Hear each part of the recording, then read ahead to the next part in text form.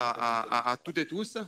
Je vous remercie pour votre présence et je suis très heureux de pouvoir ouvrir cette conférence de presse à laquelle nous allons, comme vous savez, annoncer des bonnes nouvelles pour les groupes Renew et pour les partis démocrates européens. Je n'aurai pas besoin de vous les présenter, mais je les fais quand même. Valérie Ayé, présidente du groupe Renew, elle doit nous quitter dans quelques minutes, donc je vais lui donner tout de suite la parole. François Bayrou, président du Parti démocrate européen. Maxime Prévost, président des Engagés. Ivan Verhofstadt, vice-président des Engagés et député, et bientôt, non, déjà député européen. Tu es déjà député européen.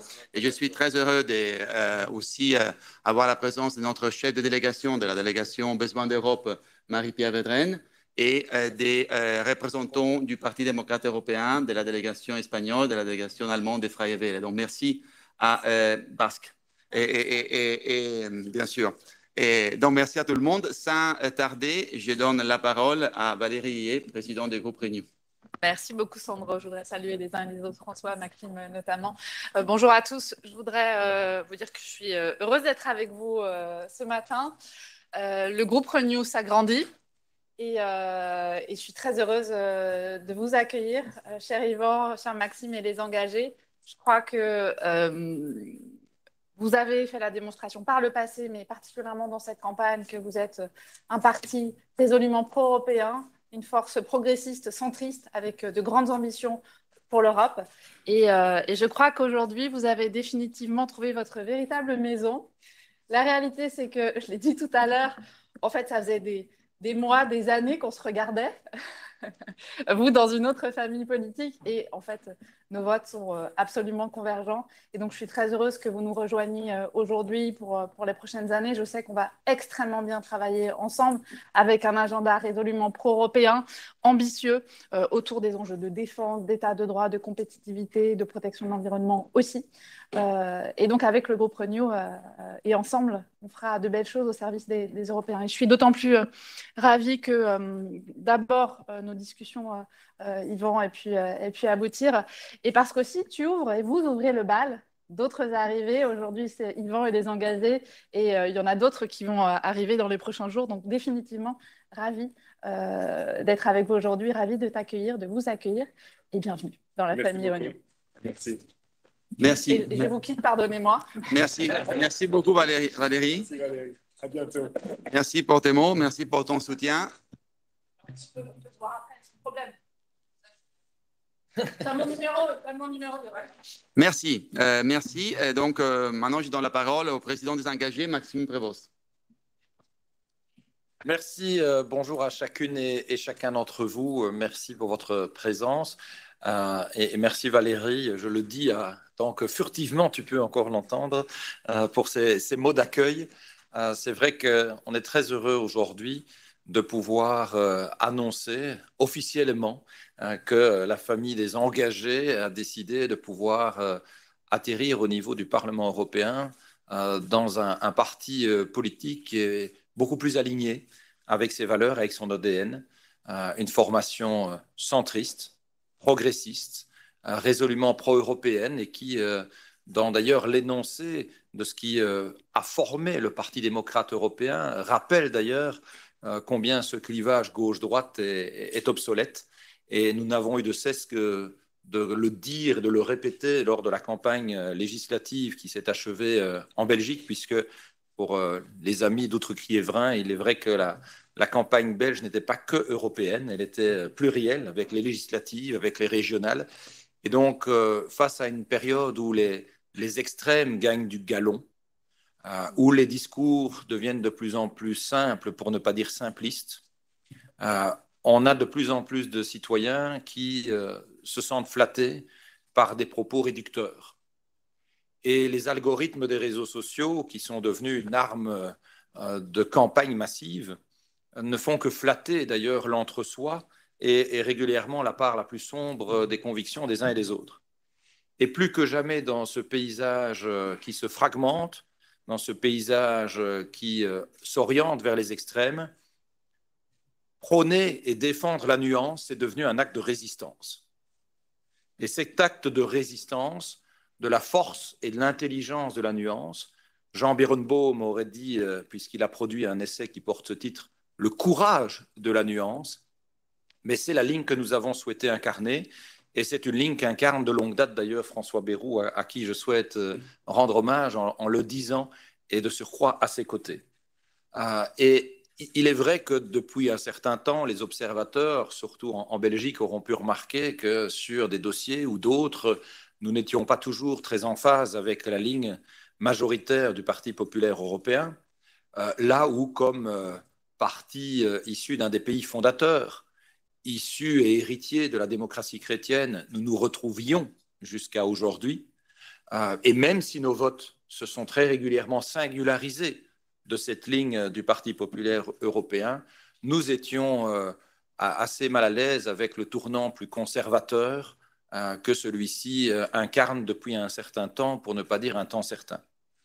Et comme la courtoisie veut qu'en général, quand il y a une séparation, on évite d'être discourtois vis-à-vis du conjoint que l'on quitte, je ne vais pas dépeindre de manière outrancière la famille du Parti populaire européen, à travers laquelle nous avons aussi pu connaître de bons moments et de bons combats. Et donc, il ne faut pas non plus être désobligeant, mais simplement reconnaître que le processus dans lequel je me suis lancé lorsque j'ai souhaité que le CDH, le Centre démocrate humaniste, qui fut créé d'ailleurs par Joël, et je le remercie pour sa présence, a souhaité s'inscrire un profond processus de renouveau politique et de l'offre politique en Belgique.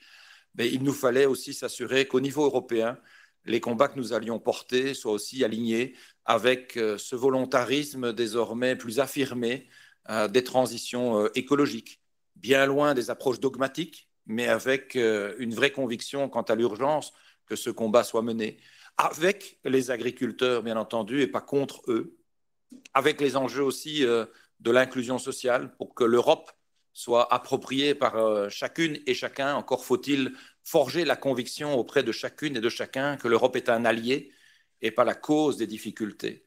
Là où parfois, par facilité, par lâcheté, les hommes et femmes politiques, lors des campagnes nationales, se réfugient derrière l'Europe pour ne pas devoir assumer leurs propres décisions. Il nous fallait aussi une formation progressiste, orientée vers la conviction que l'Europe doit se réaffirmer plus que jamais et défendre ces enjeux d'autonomie et de souveraineté, notamment sur les préoccupations alimentaires, sur les préoccupations de défense, sur les préoccupations économiques, tous les enjeux sociétaux. Bref, un cocktail de réflexion qui nous a amené à nous dire que le Parti démocrate européen, présidé par François Bayrou, au sein de la Maison Renew, est vraiment celle vers laquelle s'orienter. Il est vrai qu'au niveau belge, il figure d'autres formations politiques, mais ce n'est pas parce qu'elles s'y trouvent que nous avons fait le choix de nous orienter vers le Renew.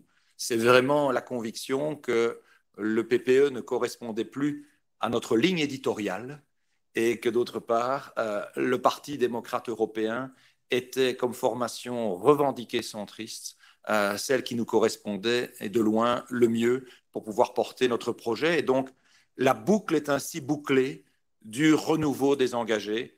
Et je le précise, si on s'appelle comme ça, et je terminerai avec ce propos, c'est parce qu'on est tous conscients aujourd'hui, et la France en fait actuellement aussi la délicate démonstration, mais c'est le cas partout en Europe, que les citoyens sont en colère. À certains égards, ils ont raison de pouvoir être en colère. Les crises sont multiples et les affectent, mais s'indigner, si c'est parfois nécessaire, ça n'est jamais suffisant. Et si on veut ne pas juste rester au balcon, dans l'indignation, favorisant l'éclosion des extrêmes, on doit montrer comme formation démocrate et responsable que nous sommes encore capables d'apporter des solutions aux citoyens, de les convaincre que les forces politiques raisonnables sont des puissances pour obtenir des résultats. Et donc, plutôt que de continuellement s'indigner, ce qu'il faut faire, c'est s'engager. Et c'est là, évidemment, l'origine de notre nouvelle dénomination, s'engager pour une société que nous voulons profondément régénérer, notamment sur les enjeux de gouvernance et de bien-être.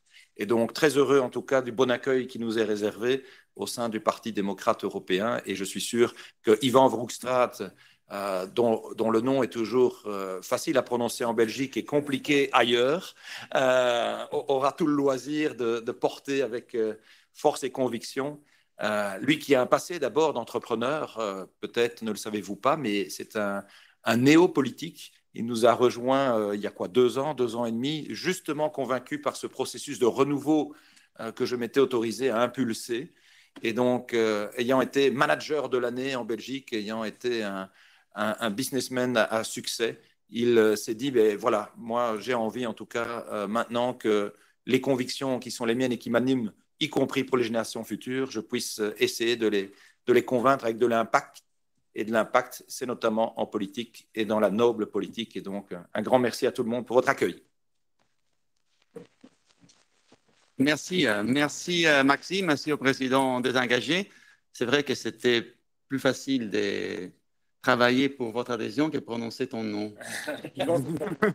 Et donc, je donne la parole à Yvan. Voilà, très bien. Merci Sandro, merci à tous pour votre accueil. C'est vrai que ce fut une campagne pour moi, une première vraie campagne électorale, un vrai engagement, une vraie volonté de m'engager à l'Europe avec un projet qui me tient à cœur et dont je suis convaincu. Je pense qu'aujourd'hui, on vit un moment important en Europe. L'Europe est à un tournant, c'est vrai qu'on le voit dans plusieurs pays fondateurs de l'Europe, ce que les extrêmes font et comment elles montent, et ce qui me donne encore plus envie de porter ce projet positif pour l'Europe. C'est dans cette optique-là que j'ai rejoint les engagés il y a 2 ans.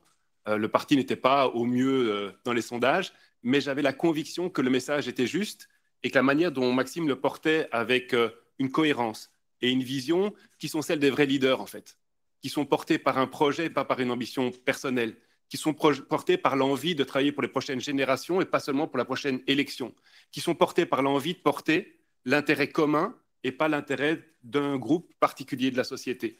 Moi, c'est ce qui m'a donné envie de croire en lui, de croire en ce projet. C'est avec cette conviction-là que j'ai eu envie d'aller à l'Europe, parce que je suis convaincu que les changements structurels, fondamentaux qu'on doit faire à la racine, mais c'est au niveau européen, entre autres, qu'on peut les porter. Et c'est pour ça que j'ai eu envie de me lancer dans ce grand pari, de ce grand collège électoral francophone, pour parcourir toute la Belgique francophone, pour défendre ce projet, vraiment pour une Europe plus forte, plus juste, plus humaine, plus durable. Et vraiment, c'est comme ça que je l'ai porté. Et pendant toute la campagne, j'ai dit qu'on verrait, après l'élection, quel serait l'endroit où on pourrait porter au mieux ce projet. On n'a pas fait campagne pour le PPE, on a fait la campagne pour un projet novateur qui est le projet des engagés. Et ayant vu un petit peu les différentes forces, et c'est vrai qu'on a eu une très belle collaboration et une belle aventure avec le PPE, ma conviction, c'est qu'aujourd'hui, notre projet, la meilleure manière d'arriver à le porter, le faire aboutir, à protéger cette Europe qui nous tient chère, mais c'est que c'est au sein des partis démocrates européens qu'on peut y arriver. Parti démocrate européen qui est la vraie force centriste de l'Europe, capable de dresser des ponts, qui devra encore demain, plus que hier, être en capacité de continuer à dresser des ponts. Parce que c'est la seule manière de sauver l'Europe, de défendre ces valeurs auxquelles on croit, qui sont des valeurs humanistes, centristes, avec une fermeté, avec une vraie vision économique, avec une volonté de défendre nos entreprises. Je dis souvent, passer du libre-échange au juste échange pour allier économie et écologie, avec cette capacité de retrouver une autonomie réelle pour être en capacité de négocier dans ce concert des nations où il y a réellement de la compétition entre les différents grands blocs et où on a peut-être été trop longtemps naïfs, nous, Européens, sûrs de notre succès et sûrs peut-être d'une vision un petit peu trop bisounours, si je peux m'exprimer ainsi, de l'économie. On doit défendre notre autonomie, qu'elle soit industrielle, qu'elle soit en matière de santé, qu'elle soit en matière de défense, pour être un vrai pilier au sein de l'OTAN, mais un vrai pilier industriel, avoir cette capacité de négocier sans dépendre de la personne avec qui nous négocions pour s'alimenter, pour se soigner, pour se défendre ou pour se chauffer. Je pense que c'est toutes ces valeurs-là qu'on doit absolument, avec une touche humaine, avec cette volonté de défendre aussi cette cohésion au sein de l'Europe, redonner espoir aux Européens pour qu'ils puissent recroire en ce projet. On doit l'amener plus loin et j'ai la conviction, et c'est ce que je souhaite au Parti démocrate européen, mais qu'on puisse ensemble construire cette même vision et connaître le même succès que celui qu'on a connu avec les engagés, qu'on puisse convaincre les uns et les autres de la pertinence de notre projet, de notre capacité à convaincre, à rassembler et à construire quelque chose qui fait sens, parce qu'on n'est là pas pour nous, on est là pour les prochaines générations, on est là pour toute la population et on est là pour faire avancer les choses. Et donc c'est pour ça que je suis vraiment particulièrement heureux aujourd'hui, que je fais ce pari-là avec la conviction qu'on peut le transformer en un vrai succès. Alors, c'est peut-être mon côté entrepreneur. Moi, j'aime bien quand on crée les choses et quand on les développe. Et j'espère qu'ensemble, et je vous remercie vraiment pour votre accueil, eh bien, on pourra développer quelque chose de positif pour l'Europe. Merci beaucoup. Merci beaucoup, Yvan. Maintenant, c'est pour moi un double honneur de donner la parole à François Bayrou, président du Parti démocrate européen. Double parce qu'on est vraiment reconnaissant pour sa présence ici aujourd'hui, mais on est reconnaissant aussi pour son intuition, et il y a 20 ans, de créer une force centrale qui dépasse le vieux clivage droite-gauche, une force centrale humaniste et démocrate. Il y a 20 ans, j'étais un très jeune conseiller de Romano Prodi, avec Maria de Sarnez, François Bayrou, Romano Prodi et Francesco Rutelli. Eux, ils avaient conçu cette belle entreprise qu'est le Parti démocrate européen. Donc, je crois qu'après 20 ans, et recevoir et accueillir dans notre famille politique un parti humaniste, démocrate, central comme les engagés, c'est peut-être, mais ça sera le président Bayrou à nous le dire, la meilleure façon de fêter nos premiers 20 ans d'existence. François, tu as la parole. Bonjour à tous au féminin et au masculin. Pour moi, c'est un moment extraordinairement émouvant et prometteur. En effet, l'histoire qu'a esquissée très brièvement Sandro Gozzi, c'est-à-dire la volonté que nous avons construite avec Romano Prodi, qui à l'époque était, comme vous savez, après avoir été président de la Commission, était le Premier ministre, le président du Conseil en Italie, à qui j'adresse une pensée amicale. Cette volonté-là, cette intuition, c'était de construire un centre réellement autonome, réellement indépendant dans sa pensée et entièrement porté vers la certitude que l'avenir de l'Europe ne se jouait pas à la moitié de la population contre l'autre moitié. Et donc, c'était une idée que nous avions essayé, et je dis nous, que nous avions essayé de défendre au sein du PPE de l'époque, qui était l'organisation en Europe de la démocratie chrétienne, statutairement à cette époque, et que nous avions essayé de défendre avec ceux qui sont là, Gérard Deprez et Joël Milquet, au sein de quelque chose qui s'appelait le groupe d'Athènes, si quelqu'un se souvient de cet épisode, les spécialistes spécialistes historiques savent de quoi je parle, au moment où le PPE avait décidé de se tourner davantage vers la droite, et presque exclusivement vers la droite. Et donc, on s'est lancé dans cette aventure-là. Et à l'époque, le PSC était pour moi le mouvement, au fond, le plus proche, le plus intimement lié à l'histoire que nous défendions et qui venait du début du XXe siècle.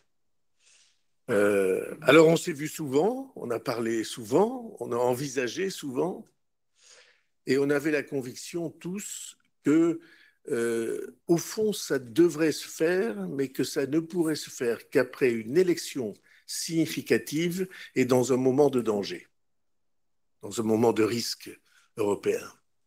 Et puis, cette confluence-là s'est faite aujourd'hui, ou s'est révélée aujourd'hui.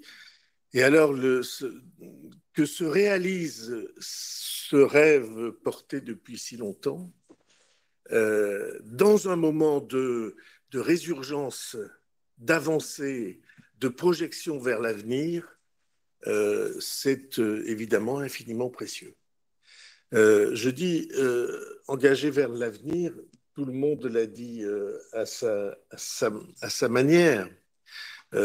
Maxime l'a dit, Yvan l'a dit, alors moi je vais me risquer quand même. C'est pas mal, c'est pas mal. Verhofstadt. c'est des consonances un peu difficiles pour des francophones. Donc,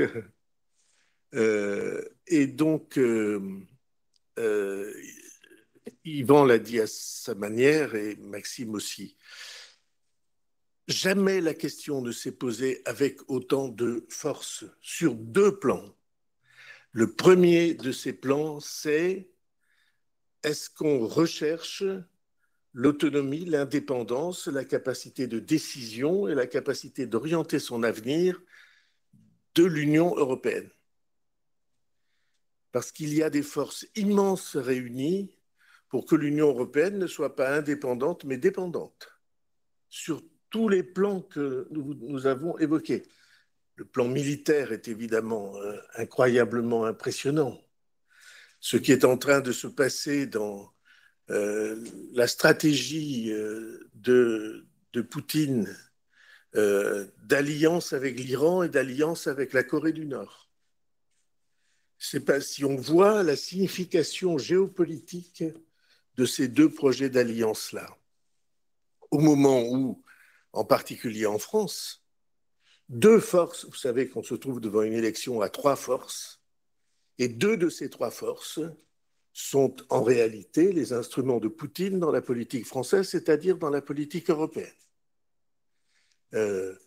Et sentir peser cette responsabilité historique sur nos épaules, comme Français et comme Européens, c'est évidemment extraordinairement engageant. Ça, c'est le premier point. Le deuxième point, la vague extrémiste de focalisation sur le seul sujet de l'immigration à l'intérieur des pays européens et la montée de cette extrême droite dans beaucoup de pays européens pour notre tradition politique, ça ne peut être qu'une obligation de construction d'une force qui refuse ces dérives. Nous avons pas la conviction, la certitude que ce sont des dérives mortelles dont les pays qui en font le choix ne se relèveraient pas avant très longtemps. Et c'est dire que la signification en Belgique, en France, dans l'ensemble de l'Union européenne, de la progression de ce courant de rassemblement, il est central parce qu'il est de rassemblement. Et il est aussi de rassemblement parce qu'il est central. La progression, l'affirmation de ce courant-là, dont nous faisons aujourd'hui un pas, sur le chemin duquel nous faisons un pas très important, c'est l'expression d'une volonté de combat et de résistance, comme ça a été exactement dit, d'une volonté de combat et de résistance au sein de l'Union européenne. Alors, pour moi, c'est pas seulement un moment de reconstitution, de retrouvailles de famille. C'est le moment d'une certitude d'engagement pour l'avenir. Nous ne laisserons pas l'Europe s'égarer sur ce chemin-là. Et nos pays s'égarer sur ce chemin-là autant que nous le pourrons. Comme vous le savez, le moment en France est, de ce point de vue-là, très impressionnant. Mais c'est vrai pour toute l'Union. Si on regarde tout ce qui se déchaîne, les forces noires, qui plus ou moins dissimulées, veulent nous entraîner sur ce chemin-là, il est de notre responsabilité de citoyens, de famille, personnelle, de dire que nous ne nous abandonnerons pas à ces dérives-là. Et donc, qu'une famille comme la nôtre, avec le rôle historique qui a été le sien, se retrouve dans un moment aussi grave, heureux par la résurgence ou la projection vers l'avenir d'un de ses membres les plus importants, et en même temps grave par les enjeux, pour moi, c'est évidemment un moment profondément significatif et qui permet d'envisager, de voir, de dessiner le chemin qui nous permettra de sortir de cette impasse.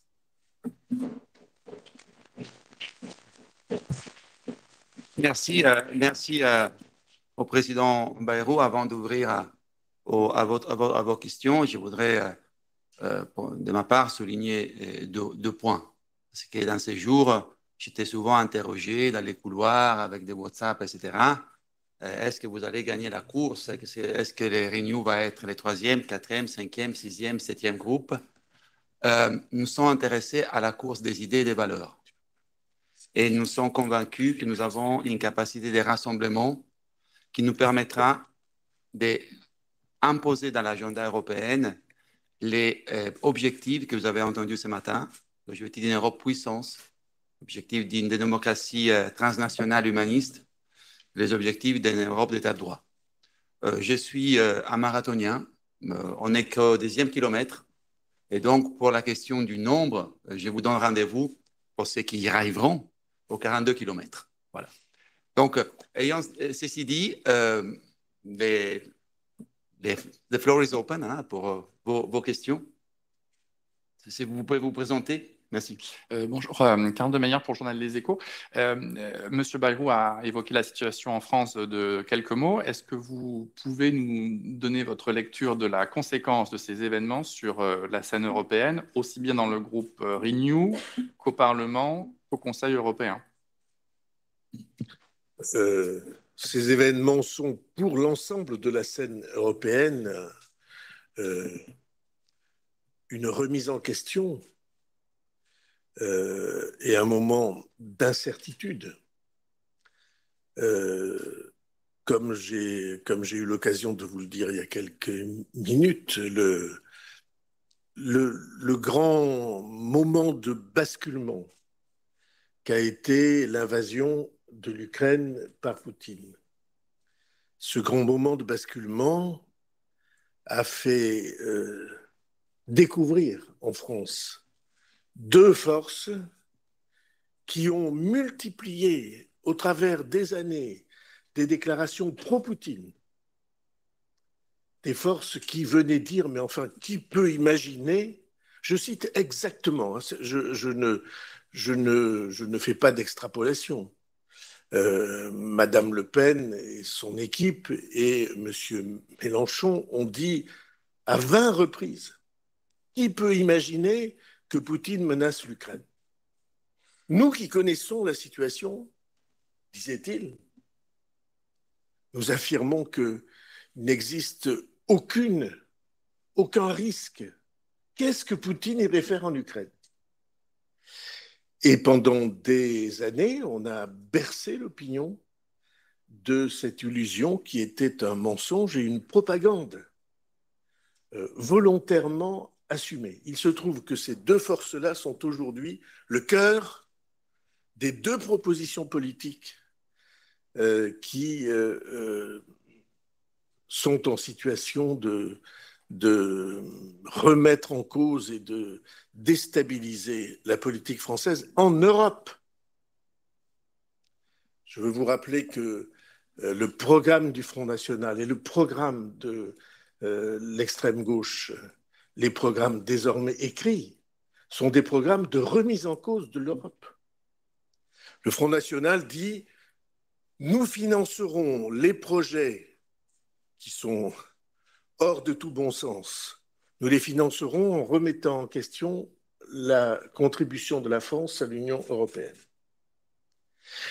Et nous ne respecterons pas les engagements qui ont été pris parce que nous affirmons que notre orientation est désormais avalisée par les Français. Et nous ne sommes pas d'accord pour que nous nous engagions en Ukraine et que nous apportions les assurances, les garanties et les moyens qui permettraient à l'Ukraine de résister. Un certain nombre d'entre eux disent même nous allons sortir du commandement intégré de l'OTAN. Ce sont des remises en cause pour l'Europe absolument fondamentales. Et une de ces deux forces dit « Arrêtons toute régulation de l'immigration ». Je considère que c'est un facteur de déstabilisation de la société française et un facteur de fragilisation, y compris des immigrés qui sont en France. Parce que si l'on supprime les régulations, le pacte asile-immigration, qui va trinquer? C'est jamais les plus forts qui trinquent dans la société, c'est les plus faibles. Et parmi eux, ceux des immigrés qui sont intégrés, qui sont en situation régulière, avec qui nous partageons la vie de tous les jours. Et Dieu sait que dans les entreprises, dans des secteurs entiers, c'est eux qui sont au travail.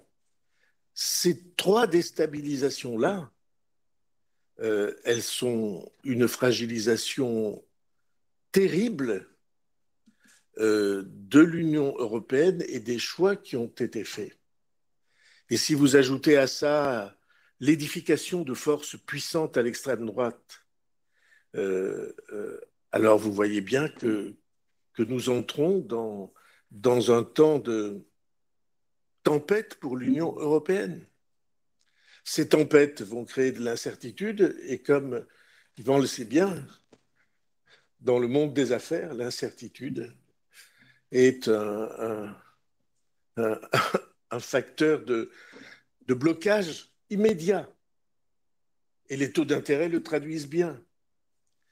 Donc voilà, monsieur des Échos, c'est une déstabilisation qui ne s'arrête pas aux frontières de la France. C'est une déstabilisation qui risque de constituer comme un coup de grisou pour l'ensemble de l'Union européenne. Merci. Oui, vous vous présentez, s'il vous plaît. Oui, Vincent Joris du journal L'Écho. Monsieur Prévost, que dites-vous aux électeurs démocrates chrétiens qui ont voté pour un parti démocrate chrétien et qui aujourd'hui se retrouvent dans un parti qui intègre une famille libérale? Est-ce que vous me permettez de répondre? Et puis après, je vous donne la parole. Non, mais cette alliance-là, que nous avons appelée l'alliance des démocrates et des libéraux pour l'Europe, au début, à sa création, ce n'était pas le nom du parti libéral à l'époque, c'était le nom du groupe. Hidalgo le sait bien.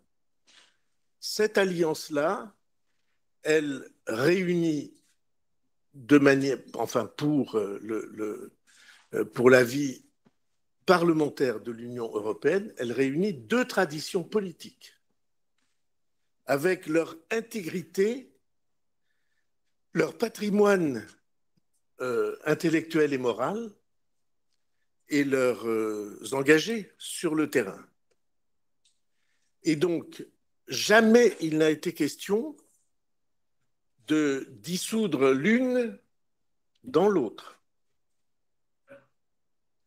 Et c'est pourquoi, ayant été l'auteur historique ou la source historique de cette alliance, je dénie absolument la présentation qui dit que l'un va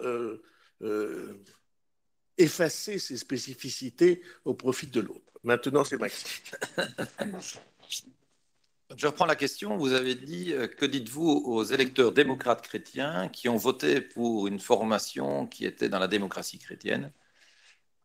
Et deux éléments. Le premier élément, c'est que avec la transformation du CDH vers les engagés, vous le savez comme observateur attentif de la vie politique belge, que l'un des éléments de rupture, justement, qui a pu faire couler beaucoup d'encre, contrarier les uns, ravir les autres, est précisément le fait que nous nous sommes exonérés de toute référence ou ancrage de nature religieuse. Considérant que les valeurs, a priori, de générosité, de tolérance, de sens de l'effort, de mérite, de responsabilité, toutes des valeurs qui ont pu être incarnées par la démocratie chrétienne, finalement, ont une dimension universelle et n'ont plus le besoin aujourd'hui d'être estampillées par un courant religieux ou philosophique quelconque pour rester contemporaines.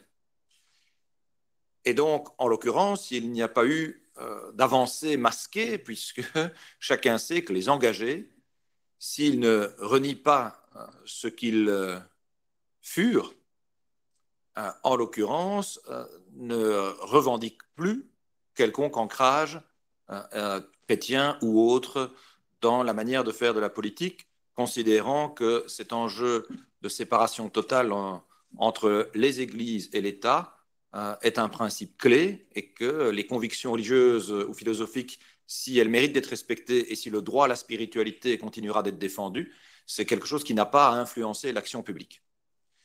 Deux, nous avons été également très transparents puisque durant la campagne, et Yvan l'a rappelé, lui comme moi avons pu, lors d'interviews, rappeler que nous allions questionner notre appartenance au PPE. Nous avons de manière transparente, à l'occasion d'ailleurs des questions qui nous étaient adressées, et répondu que nous étions en malaise aussi par rapport à une série de postures. Et donc, ça ne doit pas être une surprise pour quiconque, et encore moins une trahison pour quiconque, qu'aujourd'hui, nous affirmions, comme formation centriste, que nous préférons de loin œuvrer au sein d'un parti démocrate européen qui est centriste, plutôt que rester au sein d'une famille qui, si elle a pu justifier notre ancrage historique, est aujourd'hui davantage irriguée par des courants plus conservateurs dans lesquels nous ne nous retrouvons pas. Et si nous sommes peut-être dans le même quartier, nous ne sommes pas dans la même maison que celle des libéraux. Et ça, c'est aussi important. À partir du moment où vous sentez que vous n'êtes plus nécessairement avec un ADN en phase avec le PPE et que vous regardez le paysage européen, nous n'allions pas aller au sein de la famille socialiste, nous n'allions pas aller au sein des Verts, nous n'allions pas aller à l'extrême gauche et encore moins à l'extrême droite. Et donc, nous devions aller, par toute logique, vers les centristes. Et où ceux-ci se trouvent-ils? Au sein du Parti démocrate européen, fut-il sous la coupole Renew, certes, mais nous conservons bel et bien nos spécificités de centristes, et le fait que le MR se trouve chez Renew ne veut pas dire que nous voulons nous rapprocher du MR, ça ne veut pas dire que nous souhaitons devenir une succursale de celui-ci, ça veut dire que nous affirmons nos convictions profondément centristes et que nous les ancrons dans le parti européen qui les incarne le mieux et le plus. As simple as that. Juste pour ajouter peut-être un mot. Pendant 3 mois, du matin au soir, j'ai défendu un projet.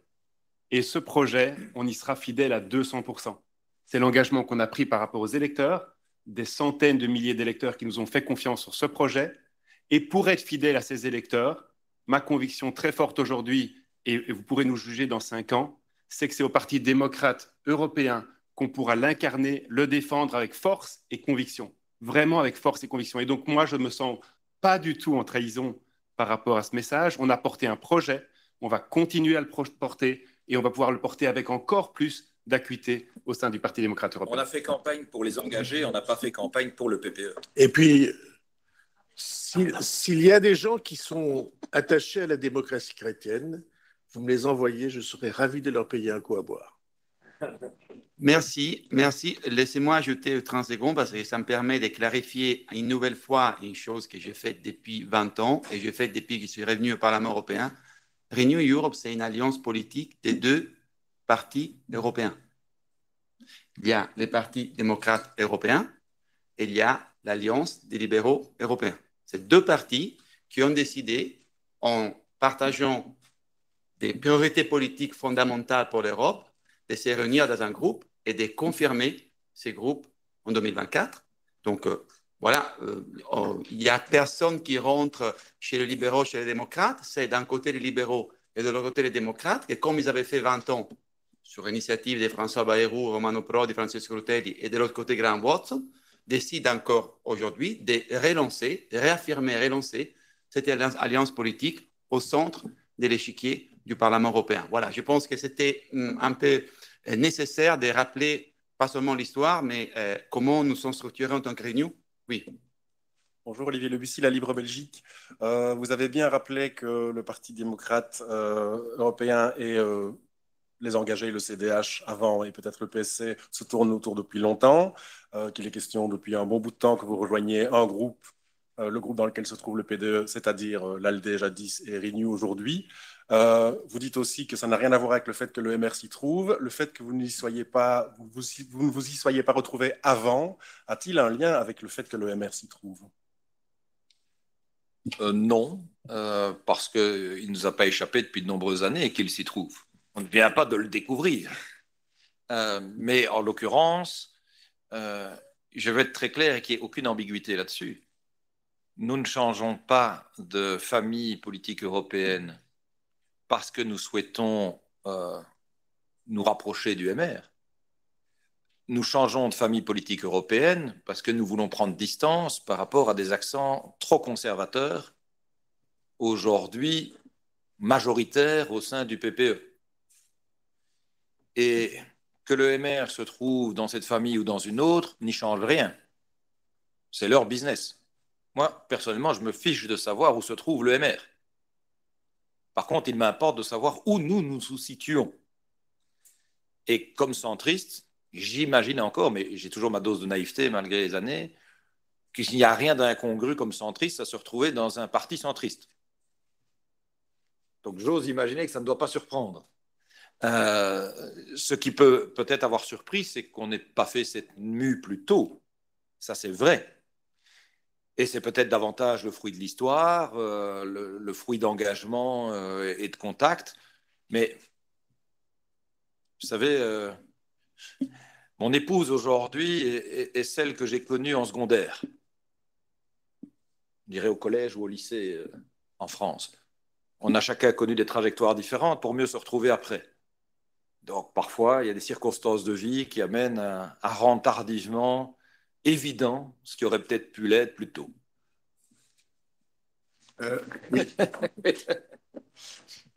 Et bonjour, Virginie Malingue du Monde. C'est une question pour Monsieur Bayrou. Est-ce que dans ces temps tempétueux, justement, vous pensez qu'il est important que le groupe Renew au Parlement européen ait plus de députés, même si c'est un ou deux, que le CR? Est-ce que c'est un sujet au-delà du symbole politique? Est-ce que vous pensez par ailleurs que c'est important qu'il soit présidé par un ou une Française? Est-ce que c'est aussi un sujet ou est-ce que finalement on s'en fiche? D'abord, c'est la responsabilité du groupe. Et j'espère qu'en effet, c'est à cette situation que conduiront les réflexions et les délibérations au sein du groupe. Ce mouvement politique existe et nous avons voulu qu'il existe précisément parce que notre certitude était que l'affrontement en bipolarisation, droite contre gauche, conduisait en réalité à la victoire ou à l'influence prépondérante des extrêmes dans chaque bloc. J'avais utilisé une formule quand je définissais ça en France, qui avait fait sourire, je ne sais pas pourquoi d'ailleurs, c'était « les partis se tiennent par leur noyau dur ». Je ne sais pas pourquoi Maxime sourit, tout ça. Mais je pense que c'est absolument vrai. Nous vivons des temps de radicalisation. Et tout dérive et tout dérape de manière que ce soit les plus agressifs, les plus simplistes qui exercent leur influence dans un camp si on accepte l'idée de camp les uns contre les autres. Et c'est une idée que nous n'acceptons pas. Et nous pensons, spécialement en Europe, et spécialement dans des pays comme les nôtres, que la paix civile, la volonté de régler les questions sans dire toujours que c'est la faute des autres, ce que Maxime a dit, commande qu'il y ait des mouvements chez lesquels l'esprit de responsabilité et la volonté de compréhension mutuelle permettent que que la communauté nationale ou européenne se forment, s'entendent, s'acceptent et vivent ensemble. Et donc oui, c'est très très important. Et donc, si c'est important, je souhaite qu'il y ait le plus grand nombre de membres possible. C'est pourquoi nous avions créé cette entente. Dans un Parlement où la question numérique se pose de manière absolument brûlante. Ben, j'ai dit que je souhaitais que les réflexions et délibérations du groupe conduisent à cela, et je ne doute pas que ce sera le cas. Voilà. J'ajoute qu'il y a une dynamique qui est en cours.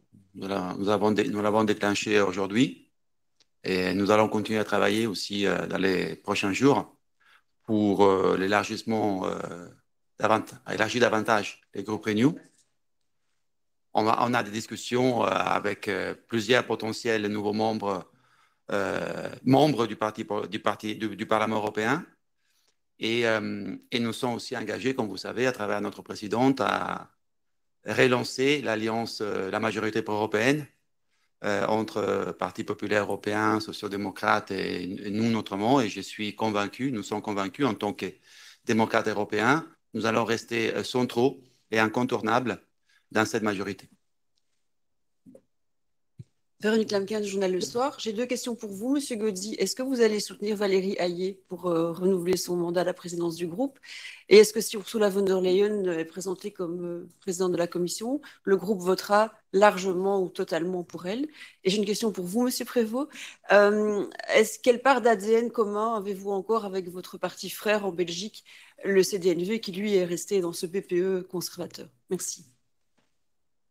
Merci. Oui, bien sûr, nous sommes engagés à la lumière aussi de ce que vient de vous dire le président du Parti démocrate Bayrou à soutenir Valérie Hayé en tant que présidente du groupe. Et le groupe ne s'est pas encore réuni dans son ensemble. Donc moi, je suis un humble secrétaire d'un des deux partis du groupe. Donc je ne peux pas vous annoncer quelle sera la position du groupe. Je crois que les travaux que les chefs d'État et de gouvernement ont entamés sur ce qu'on appelle en bon français les top jobs aillent dans la bonne direction. Je crois aussi que les demandes qui ont été ajoutées par les PPE, qui représentent les 21% du Parlement et demandent les 75% des postes, 75 évidemment, 75 du poste, me semble un brin exagéré. Et que, par contre, le travail qui a été entamé par nos négociateurs en tant que Renew aille dans la bonne direction. Mais les groupes doivent encore se réunir dans son ensemble et donc attendons que les groupes se réunissent pour savoir quelle sera la position officielle du groupe. Il y avait d'autres questions? Il y avait mon volet. Donc d'abord, premier élément, c'est vrai que pour ceux qui pourraient être tentés d'en avoir une autre grille de lecture, il n'y a rien à interpréter dans le mouvement que nous opérons comme volonté quelconque de rapprochement avec le MR. Ce serait d'ailleurs un non-sens, puisque nous expliquons que nous quittons le PPE pour ses accents trop conservateurs. Ça n'aurait donc pas d'intérêt de vouloir rejoindre le MR, dont nous dénonçons nous-mêmes à l'échelle nationale les relents très conservateurs. Donc, c'est précisément parce qu'il y a cette revendication progressiste et centriste au sein du Parti démocrate européen que nous souhaitons nous y loger. S'agissant de la question du CD&V, ils ont fait le choix au nord du pays, comme chrétiens démocrates, de conserver ce référentiel, et je le respecte. Nous avons des divergences sur les questions institutionnelles, éthiques ou migratoires, mais comme formation centriste, eux comme nous avons surtout décidé de consacrer notre énergie à bâtir des ponts entre les deux communautés linguistiques, puisqu'on est conscient que c'est difficile d'exiger que ça réussisse au niveau européen si on n'est même pas capable de le faire au niveau national. Et là où les partis politiques consacrent beaucoup de temps à se disputer, nous, on souhaite surtout consolider nos énergies sur les éléments sur lesquels il y a de la convergence, sur les enjeux de réforme fiscale, de transition climatique, de relance industrielle, sur les enjeux de sécurité, de meilleur soutien à la pension, de la défense des soins de santé. Et donc cet ADN centriste, nous le partageons en commun. Et le fait qu'il y ait, parce que les opinions publiques sont différentes dans le nord et dans le sud du pays, parce que l'histoire des formations politiques s'écrit différemment, mais des éléments qui peuvent parfois être des divergences entre les formations politiques, et c'est heureux, sans quoi on serait très vite sous le régime du parti unique. Nous, on fait le pari de consolider cet axe centriste et qu'il puisse d'ailleurs être un élément colonne vertébrale du prochain gouvernement. Oui. Merci Alistido Euronews. Je reviens sur la question des sièges, désolé. Vous avez dit que vous êtes en discussion avec plusieurs nouveaux membres du Parlement. Vous êtes confiant aujourd'hui que vous allez rester le troisième plus gros groupe ou non? Et ensuite, vous avez dit, Monsieur Gaudy, que vous n'êtes pas forcément intéressé à la course au siège, mais à celle des valeurs. C'est quand même une réalité au Parlement européen que plus on est un plus gros groupe, plus c'est facile de promouvoir ces valeurs. Du coup, ça veut dire quoi pour Renew si jamais vous n'êtes pas le troisième groupe? Évidemment, nous voudrons être les premiers groupes. Donc, si vous me demandez, est-ce que vous voulez croître? Est-ce que vous voulez croître? Je vous réponds oui. Est-ce que vous êtes en train de travailler pour croître? Je vous réponds oui. Et aujourd'hui, vous avez la preuve que nous sommes en train de travailler, parce que pas seulement nous avons un nouveau député, nous avons un nouveau parti politique bien important d'un pays fondateur qui rejoint Renew à travers les partis démocrates européens. Donc, ce que je vous dis, c'est vrai. La preuve, on est en train de travailler pour élargir les groupes. Nous sommes tous engagés pour élargir les groupes. Et moi, personnellement, je suis en soutien à la présidente du groupe dans cette direction. Et dans les jours qui viennent, nous verrons si nous allons réussir, comme je l'espère, à annoncer et accueillir des nouveaux membres. Après, oui, bien sûr, les nombres comptent. Je ne suis pas né de la dernière pluie, hein, et donc je sais bien que dans un Parlement qui en plus est élu à la proportionnelle, il faut élargir les groupes, mais la force des Renew a été surtout, et nous l'avons démontré déjà en 2019, la force de l'influence des idées et des priorités politiques. En 2019, c'est Renew qui a déterminé en large partie l'agenda politique du Parlement européen. Et je pourrais vous citer plusieurs exemples des initiatives que nous avent prises et sur lesquelles le Conseil a donné suite ou pas donné suite, mais nous avons été déterminants. Sur l'état de droit, sur les pactes verts, sur les plans de relance. Le plan de relance n'aurait jamais vu ces jours sans Emmanuel Macron et sans Renew. Mais je profite de votre question pour vous dire que nous attendons encore des réponses de la part du Conseil sur d'autres questions que nous avons lancées. Nous avons présenté une nouvelle loi électorale européenne sur laquelle le Conseil est aux abonnés absents. Nous avons proposé une révision des traités en activant l'article 48 des traités sur lesquels encore on attend des réponses du Conseil européen. Tout ça, c'est grâce à Renew. Et ça, même si on était la troisième force. Donc, quand je dis notre force, ce n'est pas seulement les nombres, mais aussi la capacité d'initiative politique et la capacité de rassembler autour des idées pour l'Europe. Je le dis parce que nous l'avons démontré et nous avons l'intention de le démontrer à nouveau dans cette nouvelle mandature. Oui. Yeah, I hope you'll suffer me asking this question in English because I don't want to treat you to my terrible French-Dutch accent. My question is for Monsieur Prévost. You've mentioned a couple of times the more conservative term within the EPP. I was wondering, especially in light of you leading the EPP and the new members, which is the Dutch Farmers Party and also Peter Magyar's party from Hungary, there's been a lot of talk about the EPP about red lines, about being pro-Ukrainian and pro-European, among other things. The Dutch farmers are neither pro-European nor particularly centrist. Magyar is not particularly pro-Ukrainian. How do you view this as old EPP members? Like, do these red lines make any sense to you? How centrist is the EPP these days? Feel free to answer in French, by the way. That's fine for me. Okay, we'll start in English, but I will do it in French. Donc c'est vrai que certaines des annonces nous ont confortés dans l'idée de dire qu'il y avait un problème d'alignement de nos valeurs avec certains nouveaux membres. Vous avez évoqué notamment l'arrivée du Burgerbeweging au niveau des Pays-Bas, dont on sait qu'ils souhaitent remettre en cause et même retirer les Pays-Bas des ambitions environnementales de l'Europe. On a également entendu l'annonce récente du New Social Contract, qui n'est pas en faveur d'une intégration européenne comme nous la souhaitons. Et donc, nous sommes conscients qu'il est toujours possible de pouvoir, au sein de la famille PPE, faire un groupe, une coalition de représentants européens plus progressistes, mais que le poids de celle-ci, manifestement, ne parviendra pas à faire suffisamment la balance par rapport à ces tonalités qui sont plus conservatrices ou moins ambitieuses sur les enjeux de transition comme nous le souhaitons l'incarner.